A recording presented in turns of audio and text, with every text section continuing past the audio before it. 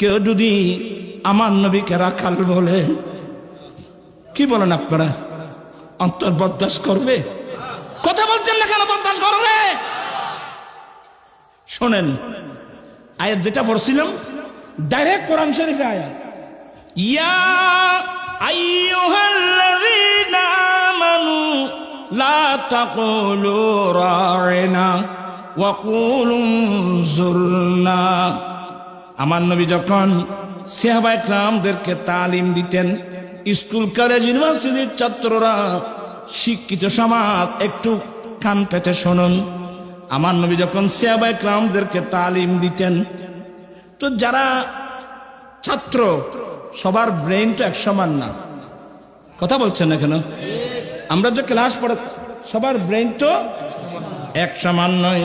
আমার নবী যখন দ্বীনের তালিম দিতেন মদিনার জমিনে, মসজিদে নববী শরীফে, আমার নবী যখন দ্বীনের তালিম দিতেন, তো কিছু কিছু সাহাবা ছিল ভালো করে নবীর কথা বুঝে নাই। তখন বলতো, রায়না ইয়া রাসূলুল্লাহ, নবী গো আমার দিকে একটু খেয়াল রাখুন না নবী গো, কি মানে আমি ভালো করে বুঝি নাই। রায়না ইয়া রাসূলুল্লাহ, নবী গো আমার দিকে একটু দৃষ্টিপাত করুন, আমার দিকে একটু দয়া করুন, কি মানে আমি আপনার কথাটা ঠিকভাবে বুঝি নাই। এই জন্য আমার নবী অনেক কথা, প্রায় কথা 3 বার বলতেন। কয়বার? 3 বার বলতেন। তোরা ওই মসজিদে নববী শরীফের যারা আমার নবীর ফাক্কা সাহাবা ছিলেন, ওরা বলতো, রায়না ইয়া রাসূলুল্লাহ, নবী গো আমার দিকে একটু দৃষ্টিপাত করুন, আমার দিকে রিয়ায়াত করুন। তখন মুসলমানরা যখন নবীকে রায়না বলতেছে, ওই মজলিসের মধ্যে ওই মুসলমানের সঙ্গে একদল মুনাফিক ছিল, একদম বেয়াদব ছিল মুনাফিক। এই মুনাফিক অধিকাংশ ইহুদি ছিল। ওরা সুযোগ পেয়ে গেছে। কি সুযোগ? 1 নম্বর হলো ইহুদিদের পরিভাষায় রায়না একটা গালি শব্দ। ইহুদিদের পরিভাষায় রায়না একটা কি গালির শব্দ। ইহুদিরা গালি দিত, রায়না বলে। তো মুসলমানরা যখন রায়না বলে, নবীকে বলছেন এরা এই সুযোগটা ব্যবহার করতেছে। রায়না, রায়না মানে ইহুদিদের ভাষায় আহমক, বেওকুফ। নাউজুবিল্লাহ বলেন। তখন তারা আরো মজাক করে করে নবীকে রায়না বলতেছে।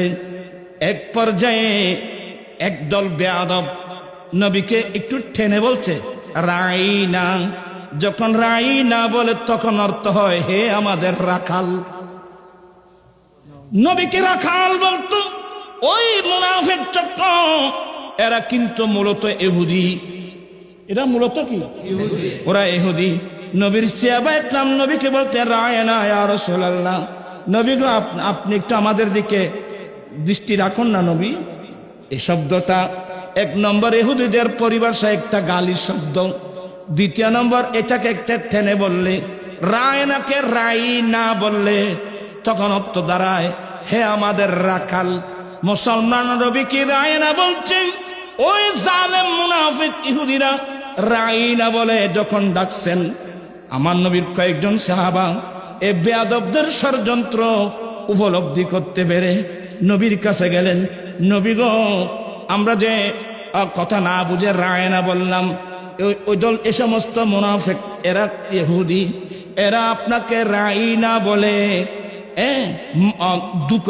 দুঃখা দেওয়ার জন্যে, আপনার সাথে বেয়াদবি করার জন্যে রাইনা বলছে।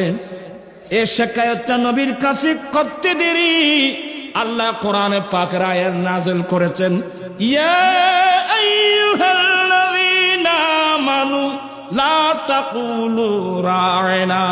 এই ঈমানদাররা আজ থেকে তোমরা নবীকে রায়না বলবে না। কারণ এ রায়না শব্দের আশ্রয় নিয়ে এ বেয়াদবরা আমার নবীর সাথে বেয়াদবি করতেছে।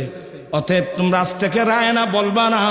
কিছু বলতে হলে বলবেন ফাকুল উনজুরনা, বলবে উনজুরনা ইয়া রাসূলুল্লাহ, নবীকে আমার দিকে একটু দৃষ্টিপাত করো। আমার ভাইয়েরা, এই মুনাফিক চক্র ইহুদির বাচ্চা আমার নবীকে রাই না। এ আমাদের রাখাল ভক্ত, আজকে কিছু অজ্ঞ মৌলবী যাদের কাছে কোরআন সুন্নাহর তেমন জ্ঞান নাই, আমার নবীকে বলতেছে কি রাখাল। আমার নবী ছাগল সরিয়েছেন। আরে আমার নবী না, সমস্ত বিক্রম ছাগল সরাইয়েছেন, তাই বলে আপনি নবীদেরকে রাখাল বলবেন? এক্সাম্পল স্বরূপ, আমার ঘরে ছাগল আছে, গরু আছে, ছাগল আছে, আমি এগুলোর মালিক। আমি যদি মাঠে ময়দানে ছাগল ছাড়াই, বাংলাদেশের কোন বেকুফ আমাকে রাখাল বলবে? কথা বলছেন না কেন আপনারা? কি পরিভাষা বুঝে না, শরীয়ত বুঝে না, ওরফ বুঝে? আমার ঘরে আমার গরু আছে, আমি গরু ছাড়াচ্ছি, কে আমাকে রাখাল বলবে? আমার নবী ছাগল ছাড়াই নাই। আমার নবীর দুটো মা আমার নবীকে যখন নিয়ে গেল তায়েফ থেকে আরো 100 মাইল দূরে হালিমাতুস সাদিয়ার ঘরে, একদিন ওনার হালিমাতুস সাদিয়ার মেয়ে সীমা ওর ছাড়াতো ছাগল ছাড়াতো দুম্বা। আমার নবী তখন বয়স 4 বছর। 4 বছর বয়সে দুটো বোনের সাথে যখন ওই উৎসরাতে যাচ্ছিল, তো সীমা যখন উৎসরাচ্ছিল, আমার নবী ফাঁস কেটে অন্য রাস্তায় চলে গেলেন। অন্য রাস্তায় চলে যাওয়ার সাথে দেখা গেল আমার নবীকে শোয়াই নুরানি সুরতির একেবারে কয়েকজন ব্যক্তি এসে আমার নবী সিনাই পাক অপারেশন করলো। এই অবস্থা দেখে সীমা দৌড় দিল, আম্মা আমার আরবি ভাইকে কেউ মেরে ফেলতেছে, আমার আরবি ভাইকে কেউ মেরে ফেলতেছে। হালিমাতুস সাদিয়া দৌড় দিলেন। এতক্ষণে তো কাজ শেষ। উনি জিবরিল, উনি মিকাইল 4 বছর থেকে রাসূল পাক সিনা মোবারক কি করতেছেন, অপারেশন করেছেন। ওনাকে কিভাবে গঠন করতেছেন জানেন? হ্যাঁ বাবা কি হলো? বলেন না, ইনি রসুল না, ইনি নবী না। আমি এগুলো বলতে গেলে অনেক দেরি হয়ে যাবে। আমার রসুল ছাগল ছাড়াইছেন, আপনি বলছেন, বা ওর নাম বিক্রম মুসা আলাইহিস সালাম শাশুর বাড়ির ছাগল ছাড়াইছে, কিন্তু পৃথিবীর ইতিহাসে এদেরকে আল্লাহর নবীদেরকে কেউ রাখাল বলছে? কথা বলছেন না কেন? রাখাল বলছে। আরে যিনি রাহমাতুল লিল আলামিন, যিনি সাইয়্যিদুল মুরসালিন, যিনি শাফিউল মুজনবিন, যিনি নবীদের নবী, তার শানে তুমি যে রাখাল বললা, কি সম্মান হলো না অসম্মান হলো? কথা বলছেন না কেন? ঈমান তোমার ক্যান্সেল, তোমার দুনিয়াও শেষ, আখিরাতও শেষ। আমি মুসলিম ভাই বোনদেরকে বলছি, কোরআনের ভালোবাসা তোমার কাছে আছে, ধন্যবাদ। কিন্তু কোন মৌলবীর ওয়াজ শুনছো? তুমি গিয়েছিলে ইমান নিয়ে, এই সমস্ত কথা যদি মেনে আসো, তোমাকে আসতে হবে ঈমান হারা হয়ে। এটা আমাদের ঈমানি দায়িত্ব। এই জন্য আমি গত মাহফিলে বলছি, আজকের মাহফিল থেকেও যারা আমার রাসূলকে রাখাল বলছে, আমার রাসূলকে মা খাদিজাতুল কুবরার ওয়ার্কার বলছে, কিভাবে বলতে পারে? এগুলো কিভাবে বলতে পারে? আমাকে বলতেন তো। হালিমা হযরতে খাদিজাতুল কুবরা রাদিয়াল্লাহু তাআলা আনহা আরবের বড় ব্যবসায়ী, অনেক বড় ব্যবসায়ী মহিলা। আমার নবী আমানতদার, আমার নবীর চরিত্রবান, আদর্শবান, আমানতদার। আমার নবীর আদর্শের কথা মক্কার জমিনে যখন চতুর্দিকে ছড়িয়ে পড়ল, এই কথাটা যখন খদিজার কানে গেল, খদিজা বলে, তা আমি তো বড় ব্যবসায়ী, আমি তো ব্যবসায়ী, জাহাজ নিয়ে বছরা সহ যেতে পারবো না, এই ধরনের একজন আমানতদার ব্যক্তি আমার প্রয়োজন আছে। আমার নবীকে খবর দিলেন, আসলেন। তখন নবীর বয়স কয় বছর জানেন? কয় বছর? 25 বছরের। 25 বছরের এক যুবক বলে, আমি আপনাকে কষ্ট দিলাম, আমি তো ব্যবসায়ী মহিলা, আপনি কি, আমি আপনার অনেক নাম শুনছি, আপনি বড় আমানতদার, আপনি বড় সত্যবাদী, আপনার আদর্শের কথা জানলাম, এই জন্য আপনি আমার ব্যবসায়ী মালগুলো নিতে পারবেন, আমি মোটা অঙ্কে আপনাকে আমি হাদিয়া দেব। আমার নবী বলল, অসুবিধা কি? আমার দয়াল নবীর সঙ্গে খাদিজাতুল কুবরা রাদিয়াল্লাহু তাআলা ওনার একজন গোলামকে সঙ্গে করে দিলেন, বলে দিলেন এই সফরের মধ্যে তুমি মুহাম্মদ সাল্লাল্লাহু আলাইহি ওয়াসাল্লামের সঙ্গে ব্যবসায়ী কাজে যাবে, বসরা যাবে, মাল বিক্রি করে ওখান থেকে মাল কিনে আসতে যেতে যে অলৌকিক কিছু তুমি দেখো আমাকে সব বলবা। বলে হুজুর ঠিক আছে, সাবধান, ওনার সাথে ভালো আচরণ করিও। আমার নবী ওই মা খাদিজাতুল কুবরার ব্যবসায়ী জাহাজ মক্কা থেকে নিয়ে চলে গেলেন বসরা শহরে। বসরা শহরে জাহাজটা বিরানোর পরে আমার নবী একটা গাছের নিচে গিয়ে বসলেন। আমার নবীকে একটা গাছের নিচে বসতে দেখে পার্শ্বে গির্জা ছিল, একজন ফাদরি দৌড়ে আসলো। নবীর সঙ্গে ছিল ওই গোলাম, তার নাম ফহিরা নাকি একটা আছে। ওনাকে বলছেন এই গাছের নিচে বসছেন ওই লোকটাকে? বলে ওনার বাড়ি মক্কায়, উনি কুরাইশ বংশের মানুষ, ওনার নাম মুহাম্মদ। ফাদরি বলে সাবধান, সতর্ক, আমি তোমাকে সতর্ক করলাম, এই গাছতলে আল্লাহর নবী সারাই পর্যন্ত আর কেউ বসে নাই। এই মুহাম্মদ তা আখিরি জামানার নবীর উম্মত, আখির জামানার নবী হবে।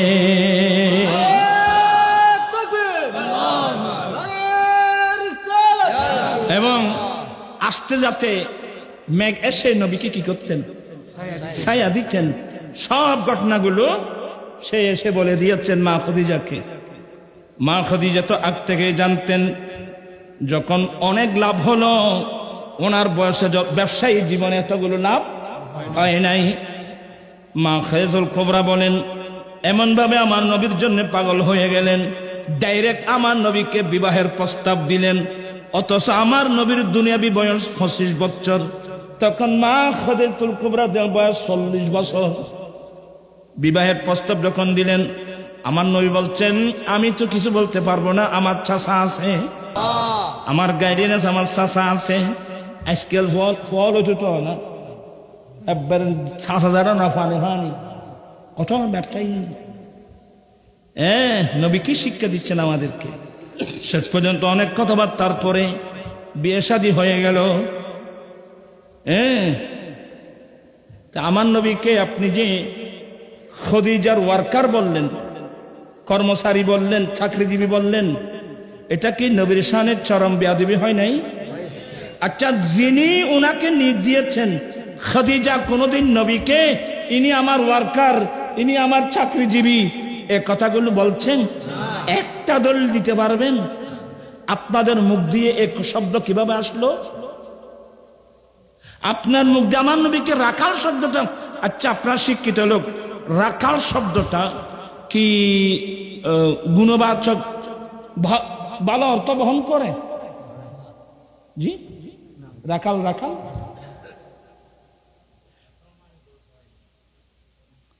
ইয়ে তো আমার বুঝু তার শিবাই ফুট। যাই হোক, আমি এই জন্যে আমার নবীকে রাখাল বলায়, আমার নবীকে মা খদিজা কি বলছেন চাকরিজীবী বলায়, ওয়ার্কার বলায়। আমরা তার তীব্র প্রতিবাদ জানাচ্ছি, কারণ ওই ইহুদিরা এর চক্রান্তমূলক নবীর শানে বেয়াদবি করছিল। রাইনা, আমার আল্লাহ জানে, আল্লাহ মুসলমানের উপর জারি করে দিয়েছেন লা তাকুলু রাইনা ওয়া কুলু উনজুরনা। এই ইমানদার মুসলমানরা, তোমরা কখন আমার নবীকে রাইনা বলবে না, কি বলবে? উনজুরনা, নবীকে আমার দিকে দৃষ্টিপাত করুন। এই জন্য আমরা বলি ইয়া রাসূলুল্লাহ উনজুর হালানা ইয়া হাবিবাল্লাহ ইসমা। নবী গো, আপনি দয়া করে দয়ার দৃষ্টি দিয়ে আমার দিকে একটু দেখেন না। তা আসলে এখন কোন দিকে ওয়াজ করবো আমি নিজে বুঝতেছি না বাবা। আমাদের এই বিপদে কেন পড়লাম? বিশেষ করে স্কুল, কলেজ, ইউনিভার্সিটির ছাত্র, যাদের কাছে কোরআন সুন্নাহর যথেষ্ট জ্ঞান না থাকার কারণে আজকে অনেক মানুষ গোমরা হয়ে যাচ্ছে। আরে বাবা, যিনি রহমতুল্লাহ আলমিন, যিনি সৈয়দুল মুরসালিন, যিনি খাতামুন নবীন, শফিউল মুজনবিন, উনি কি আমার মুখ দিয়ে আসতেছেন এটা রাখাল তুমি কিভাবে বললা? এই আয়াত তুমি পড়ো নাই? এই আয়াত শাহ নজরুল পড়ো নাই? আপনি কোরআন শরীফ সামনে রেখে আজকে সাধারণ মানুষকে যে ধোঁকা দিচ্ছেন। দোয়া করবো আল্লাহ, তারপরও দোয়া করি আল্লাহ হেদায়েত নসিব করো। আর যদি তার নসিবে হেদায়েত না থাকে, তাদের এই ষড়যন্ত্র থেকে এ দেশের সরলমান মুসলমানের ইমান ইসলামকে আল্লাহ হেফাজত করুক, আমিন। তবে আমরা মুসলমান, ইসলামের বাইরে আমরা যেতে পারবো না, কোরআন সুন্নাহর বাইরে আমরা যেতে পারবো না। আমরা মানব গড়া কোনো মতবাদকে আমরা মানিয়ে স্বীকার করি না। আমরা সরকারের গোলাম, ঠিক কিনা ভাইয়েরা আমার? আমরা কোরআন সুন্নাহ নিয়ে স্টাডি করি, আমরা আজেবাজে মানুষের বই পড়ি না। আপনারা পড়তে পারতেছেন। একবার ফারুক আজম নবীর কাছে বলছেন, নবী গো, ইনজিল কিতাব এটাও তো আল্লাহর কিতাব, এখানে আমি একটা পেয়েছি, একটু পড়ে দেখতে পারবো? রসুল পাকের চেহারা রং পরিবর্তন হয়ে গেল। নবী বলছে, ওমর, তোমার জন্য আল্লাহর কোরআন যথেষ্ট নয় কি? আল্লাহর কোরআনে কোন জিনিসের অভাব আছে? ফারুক আজম তওবা করলেন, নবী আর বলবো না। আচ্ছা, ঈসা আলাইহিস সালাম আসবে তো, এটা আমার লাশ কথা। ঈসা আলাইহিস সালাম এখন কোথায়? চতুর্থ আসমানে আসবে তো। কি জন্যে? আমার নবীর উম্মত হওয়ার জন্যে ঈসা আলাইহিস সালাম আসবে। কোথায়? ফজরের জামাতে দামেস্কের জামে মসজিদে। তখন ইমামতির মুসাল্লায় থাকবেন ইমাম মাহাদি। ঈসা আলাইহিস সালাম আসবেন। ইমাম মাহাদি আমার নবীর বংশধর। ইমাম মাহাদি বলেন, উনি যদি আমার নবীর উম্মত হওয়ার জন্য আসছেন, ইনি বড় বড় 4 জন রসুলের মধ্যে একজন, সম্মান করতে হয়। ইমাম মাহাদি ইমামতির মুসাল্লা থেকে পিছনের দিকে আসার চেষ্টা করবে। ঈসা আলাইহিস সালাম এসে ধরে ফেলবে, না না না, আপনি পিছনের দিকে আসবেন না, আপনি ইমামতি করবেন, আমি আপনার উপর ইক্তদা করে নামাজ আদায় করব। আমার রসুল এটাই বলছেন, কাইফা আনতুম ইজা নাযালা ইবনু মারইয়ামা ফীকুম ওয়া ইমামুকুম মিনকুম। উম্মত, সেদিন তোমাদের মর্যাদা কত বড় হবে, যেদিন মরিয়ামের ছেলে ঈসা আসমান থেকে জমিনে আসবে, কিন্তু ইমাম হবে তো তোমাদের মধ্য থেকে। খুশি না? কারা কারা খুশি? হাত উঠে আবার সবাই খুশি তো?